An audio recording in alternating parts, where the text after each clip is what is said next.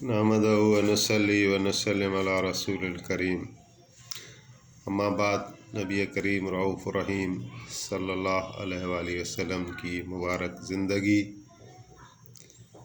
معراج بیان کر چکے۔ بیان معراج کے بعد بیعت عقبہ اول اور بیعت عقبہ ثانی اور پھر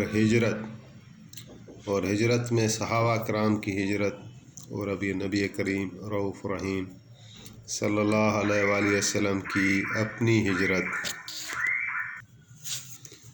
اللہ کے نبی صلی اللہ علیہ وآلہ وسلم نے ہجرت کا ارادہ فرمایا تو حضرت علی کرم اللہ وجہہ الکریم کو اپنے بستر پر سلایا اور آپ ہجرت کے لیے اپنے گھر سے باہر تشریف لے آئے۔ ادھر کافر جو ہیں مکے کے مشرک، وہ اپنی دشمنی کی انتہا پر پہنچ چکے تھے۔ انہوں نے میٹنگ کی، ان کی میٹنگ کی جگہ دارالندوہ ہوتی تھی، اور بڑے غصے میں تھے کہ کس طرح ابھی جو ہے نبی کریم صلی اللہ علیہ وآلہ وسلم کو اس کام سے روکا جائے۔ تو اس میٹنگ میں ایک شیطان بھی ایک روپ لے کر انسان کا آ گیا۔ تو اس سے ابو جہل نے پوچھا تم کون ہو؟ بولا میں نجد سے آیا ہوں، فلانا رئیس ہوں، میں اپنے قوم کا سردار ہوں، اور میں نے سنا ہے کہ آپ لوگ جو ہے وہ نبی محترم صلی اللہ علیہ وآلہ وسلم کی یعنی ایکٹیویٹیز سے خائف ہیں یا پریشان ہیں، تو میں نے سوچا کہ میں بھی آپ کی مدد کروں۔ اصل میں یہ عرب کا ایک کامن ایشو بھی تھا نا۔ عرب ان کو جو قریش کو پریشانی یہی تھی کہ ایک طرف تو ان کا مذہب جا رہا تھا، بتوں کی یہ پوجا کرتے تھے، اور ان کا کلچر بھی یہی تھا، تمدن بھی یہی تھی، معیشت کا دار و مدار بھی یہی تھا۔ حاجی آتے تھے دور دور سے، تو وہ سارے بتوں کی عزت کرتے تھے۔ تو انہیں اپنی کم نظری کی وجہ سے یہ نظر آ رہا تھا کہ اگر حضور کا پیغام زور پکڑ گیا تو ہم دنیا کے اندر منہ دکھانے کے قابل نہیں رہیں گے، اور تو وہ ہر طرح سے حربے چلا رہے تھے کہ کسی طرح نبی علیہ السلام کے اس کام کو ختم کر دیں۔ تو شیطان کو بھی بڑا انہوں نے گرم جوشی کے ساتھ وصول کیا، اور ابو جہل نے کہا کہ ابھی کیا صورت ہے؟ تو مشورے کے لیے سارے جمع ہو گئے۔ تو کسی نے مشورہ دیا کہ نبی علیہ السلام کو قید کرتے ہیں۔ تو شیطان نے کہا کہ نہیں، قید کیسے کریں گے؟ وہ اپنی قوم کا ایک معزز فرد ہے، قبیلہ اس کو سپورٹ کرے گا۔ تو کسی نے کہا کہ ان کو نکال دیتے ہیں، تو اس پر بھی اس نے کہا کہ نہیں۔ تو آخر ابو جہل نے ایک رائے دی اور اسی پر عمل کیا کافروں نے۔ اس نے یہ رائے دی کہ ہر قبیلے سے ایک فرد نکلے۔ یہ بنی ہاشم سے ڈرتے تھے نا، بنی ہاشم سے ڈرتے تھے، حضور کے قبیلے سے ڈرتے تھے، اور اللہ تعالیٰ نے حضور کو اپنے قبیلے میں ایک طرح کی پناہ دی کہ ابھی 13 سال گزر گئے، اور یہ حضور علیہ السلام کو باوجود سب کچھ سازشیں کرنے کے نقصان قطعی پہنچا نہیں سکے۔ تو ابھی یہ کہہ رہے ہیں کہ سارے قبیلے مل کر آ جائیں اور ایک ایک جوان دے دیں، اور وہ تلوار سے آ جائے۔ 40 قبیلے ہوں گے، 40 مرد بنے ان کے، 40 تلواریں لے کر حضور پر حملہ کریں اور حضور کو شہید کر دیں۔ تو بنی ہاشم والے کس قبیلے سے بدلہ لیں گے؟ آخرکار بات آئے گی تاوان پر، دیت پر۔ تو ابو جہل نے کہا کہ وہ میں اپنے گھر سے دوں گا۔ تو اس پر وہ شیطان بھی کہہ رہا ہے واہ واہ واہ واہ، زبردست زبردست بات نکالیے۔ تو یہ مشورہ ان کا طے ہو گیا، اور اس کو جو اللہ تعالیٰ نے سورۃ انفال میں بیان کیا ہے، تھوڑا کتاب میں سے یہ آیات میں پڑھ لیتا ہوں इज़ यमकुर बिकल्लज़ीन कफ़रू लियुस्बितूक औ यज़रिबूक औ यमकुरून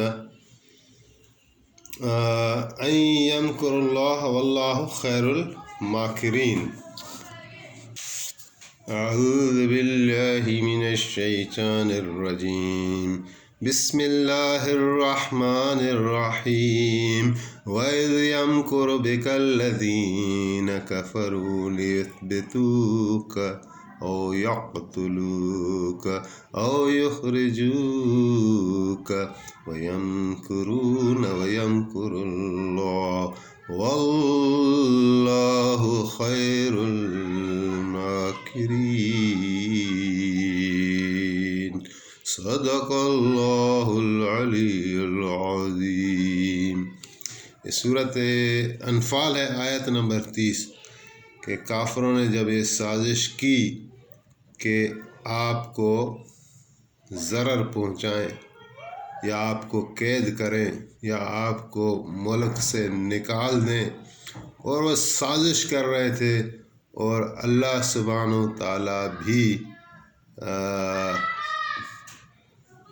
यानी अल्लाह सुब्हानहू ताला ने भी साजिश की इनके ख़िलाफ़, और अल्लाह ताला की साजिश जो है वो गालिब होकर रहेगी।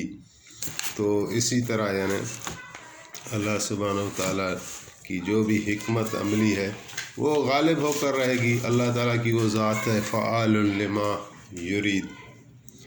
तो आपने हज़रत अली करमल्लाहु वजहुल करीम को सुलाया अपने बिस्तर पर, और उनकी तो मश्क की हुई थी ना, उनका तो लम्हा लम्हा बनी हाशिम वालों का और ख़ास तौर हज़रत अली का तो कोई मिसाल ही नहीं। जिस तरह की क़ुर्बत, जिस तरह की सोहबत, जिस तरह की निस्बत हज़रत अली को नसीब हुई लम्हा लम्हा, वो किसी को नसीब नहीं हुई। तो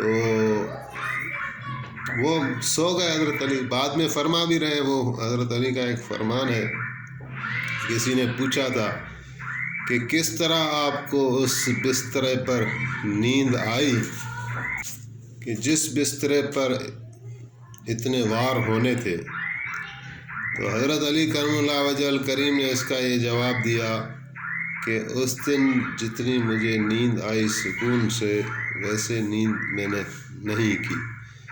कि मतलब ये है कि पहली जो रातें हैं वो इबादत में गुज़रती हैं, सजदा में, ज़िक्र में, अज़कार में, अल्लाह को राज़ी करने में, मनाजात में। और आज की रात तो अल्लाह का हुक्म यही है, अल्लाह की मंशा भी यही है, नबी करीम सल्लल्लाहु अलैहि वसल्लम की भी मर्ज़ी यही है कि अली आप सो जाएं, बिस्तरे पे सो जाएं। तो आज उनका सोना बिस्तरे पर सबसे बड़ी इबादत थी, सुकून के साथ सो गए। और उन काफ़रों ने 40 तलवारें लेकर नबी अलैहिस्सलाम के घर को घेरा हुआ था। तो आप अलैहिस्सलाम जब अपने घर से निकले, एक चादर में अपने आप को लपेटा हुआ था, तो ज़मीन से मुट्ठी मिट्टी की आपने उठाई और जैसे घर से निकले तो काफ़रों की तरफ फेंकी, और आप सूरत यासीन की तलावत फरमा रहे थे कि वजअलना मिन बैन ऐदीहिम सद्दन व मिन खल्फिहिम सद्दन फ़अग़शयनाहुम फ़हुम ला युबसिरून। तो वो उन सारे काफ़रों की आँखों में चली गई, और आप अलैहिस्सलाम हज़रत अबू बकर सिद्दीक़ रज़ियल्लाहु ताला अन्हु के घर आए, दस्तखत दी, तो उनको चाको चौबंद पाया कि वो रोज़ाना इंतज़ार में रहते थे। उनको पता था कि महबूब अलैहिस्सलाम किसी वक्त हुक्म फरमाएंगे, तो वो हर वक्त एक तैयारी की पोजीशन में रहते थे। तो वहाँ आपने फरमाया कि मुझे हिजरत करनी है और आपसे कुछ खुफिया बातें करनी है राज़दारी में। तो हज़रत अबू बकर ने कहा कि आप कर सकते हैं, क्योंकि घर में आपकी ही मंगेतर है। निकाह तो हो चुका था ना बीबी आयशा सिद्दीक़ा से, और उनकी बहन है हज़रत अस्मा। تو آپ نے فرمایا کہ ہجرت کرنی ہے، مجھے اونٹ چاہیے اس کے لیے۔ تو حضرت ابوبکر نے کہا کہ 2 اونٹ ہیں، آپ ایک لے لیں۔ آپ نے فرمایا وہ ٹھیک ہے، لیکن شرط یہ ہے کہ آپ کو وہ رقم لینی پڑے گی۔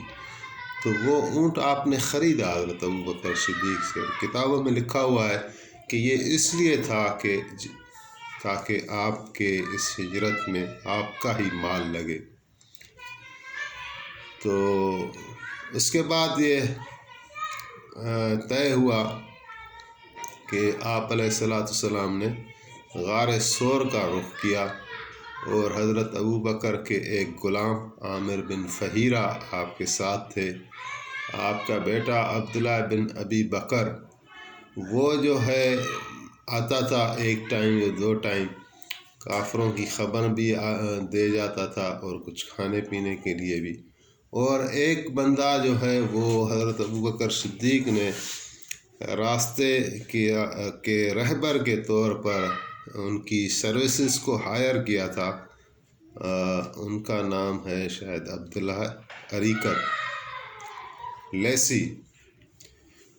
تو یہ چھوٹا سا ایک قافلہ بن گیا، لیکن اس سے پہلے کہ سفر کو اختیار کیا جاتا، آپ نے غار ثور میں قیام فرمایا، اور کافر جو ہیں وہ پیچھے پاگل ہو گئے آپ کو ڈھونڈنے کے لیے کہ کہاں گئے کہاں گئے۔ تو جب دیکھا نا بسترے پر چادر ہٹائی تو حضرت علی برآمد ہوئے، تو کافر حیران ہوئے اور حضرت علی سے سوال جوابات کیے، لیکن حضرت علی بہادری اور شجاعت کا سب سے بڑا نام، سب سے اونچا نام۔ تو حضرت علی نے فرمایا کہ تم میرے سے حضور کا پوچھ رہے ہو، کیا تم نے میرے کو حوالے کیا تھا؟ تو حضور کے متعلق کچھ نہیں بتایا ظاہر ہے۔ تو وہ سمجھ گئے بہرحال حضرت علی کے پاس نہیں ہے تو پھر حضرت ابوبکر کے پاس ہوں گے۔ تو ابو جہل نے وہاں کا رخ کیا، اور وہاں جب دیکھا کہ حضرت ابوبکر بھی نہیں ہے تو بڑی آواز دی کہ یہ لوگ چلے گئے، ان کو ڈھونڈو۔ اور حضرت اسما کو جو ہے نا انہوں نے تھپڑ لگایا تھا جس سے ان کا خون نکل آیا تھا۔ تو بہرحال یہ پھر پاگلوں کی طرح انہوں نے اعلان کر دیا کہ جو بھی نبی علیہ السلام کو ڈھونڈ لائے زندہ حالت میں یا شہید کر دے تو ہم اس کو اتنا بڑا انعام دیں گے۔ خود بھی پاگلوں کی طرف ڈھونڈ رہے تھے، اور اعلان کو بھی چاروں طرف انہوں نے پھیلا دیا کہ کوئی شخص بھی جو قریش سے نہ ہو لیکن انعام کی لالچ میں شاید حضور کو پکڑ کر ہمارے حوالے کر دے تو اس کو ہم اتنا بڑا انعام دیں گے۔ اور خود بھی جو ہے انہوں نے ایک جو پاؤں کے نقشے کھوجی بولتے ہیں نا اس کو، جو پاؤں کے نشانات سے ڈھونڈتے ہیں، تو ایک ایسے بندے کو ہائر کیا اور اس نے پاؤں کے نشان کو ڈھونڈتے سیدھا جو ہے غار ثور کے اوپر آ گیا۔ اور حضور غار ثور میں رونق افروز تھے، جس کا قصہ یوں ہے کہ جب غار ثور میں حضرت ابوبکر نے دیکھی غار تو وہ ایسا معلوم ہوتا تھا کہ وہاں کوئی گیا نہیں سالوں سے۔ تو ظاہر ہے اس میں کچھ کچرا یا اس کی کچھ صفائی کی ضرورت تھی۔ تو حضرت ابوبکر نے اپنا جو لباس تھا پہنا ہوا قمیص تھی وہ قمیص پھاڑ کر اور اس کو غار کو صاف کیا، اور پھر جب غار بالکل صاف ہو گئی، بیٹھنے کے قابل ہو گئی، تو حضور علیہ السلام کو اندر غار میں بٹھایا، اور جو ہے وہ حضور نے وہاں پر آرام فرمایا۔ تو جو کپڑا بچا تھا غار میں کچھ سوراخ تھے، تو حضرت ابوبکر صدیق وہ سارے سوراخ بند کر دیتے تھے کہ ایسا نہیں ہو کوئی موذی جانور بیٹھا ہو اور وہ ڈس لے۔ تو ایک جگہ جو ہے وہ کھلی رہ گئی، کپڑا بچا نہیں، تو وہاں پر حضرت ابوبکر صدیق نے اپنا پاؤں رکھ دیا احتیاطاً، اور وہی ہوا جس کا ان کو خوف تھا کہ کوئی اژدہا تھا۔ تو اس نے آ کے نبی کریم صلی اللہ علیہ وسلم کا دیدار کرنے کے لیے وہ نکلنا چاہتا تھا، تو ہر جگہ راستے اس کو بند ملے۔ ایک جگہ حضرت ابوبکر کا پاؤں پڑا تھا، تو وہاں سے اس کو ڈس لیا۔ تو حضرت ابوبکر کے آنسو نکل آئے، تکلیف محسوس ہوئی۔ نبی کریم صلی اللہ علیہ وسلم اٹھے، جاگ گئے اور فرمایا کیا ہے ابوبکر؟ حضرت ابوبکر کہنے لگے کہ کوئی اژدہا ہے، پتہ نہیں کوئی ایسی کوئی جانور ہے میں ڈس رہا ہے۔ تو انہیں فرمایا پاؤں ہٹاؤ، اور اپنا اس پاؤں پر لعاب مبارک ڈالا، تو اس کا درد بھی ختم ہو گیا اور اس کا ایک قسم کا علاج ہو گیا، اور فرحت واپس آ گئی، راحت واپس آ گئی۔ تو کرتے کرتے وہ کافر جو ہیں کار کے بالکل اوپر آ گئے، یہاں تک کہ حضرت ابوبکر نے کہا یا رسول اللہ ہم تو پکڑے گئے۔ تو آپ نے فرمایا ابوبکر ان دو کے بارے میں تمہارا کیا خیال ہے جس کا تیسرا اللہ سبحانہ و تعالیٰ ہو؟ تو اس کو قرآن کریم میں بھی نقل کیا ہے کہ ثانی اثنین اذ ہما فی الغار اذ یقول لصاحبہ لا تحزن ان اللہ معنا، جبکہ اپنے ساتھی کو فرما رہے تھے کہ حزن نہیں کرو، غم نہیں کرو، اللہ ہمارے ساتھ ہے۔ تو وہ خوجی ان کو لے کر آیا کہ ابھی اس نے کہا بھی کہ محمد علیہ السلام جو ہے کافروں کو کہہ رہا ہے یا اس غار میں ہے، یا پھر اس زمین میں ہے، یا آسمان پر ہے، کیونکہ نشانات یہاں پر ختم ہو رہے ہیں، آگے ہیں نہیں۔ تو کافروں نے غار کی حالت دیکھی، تو اللہ کی قدرت سے جب حضور علیہ السلام اندر گئے تو مکڑی نے وہاں جالا بنا دیا، بہت گہرا جالا بنا دیا، اور کبوتر نے وہاں انڈے دے دیے۔ تو انہوں نے دیکھا کہ اتنا گہرا جالا، یہ تو سالوں کا لگ رہا ہے، اور انڈے اور کبوتر، تو یہاں اگر کوئی گیا ہوتا تو یہ چیزیں نہ ہوتی، تو وہ اندر نہیں گئے، اور اللہ تعالیٰ نے اپنے نبی علیہ السلام کی ایسے حفاظت فرمائی۔ تو انشاءاللہ یہ بیان جاری ہے، فی الحال وقت ختم ہو گیا ہے۔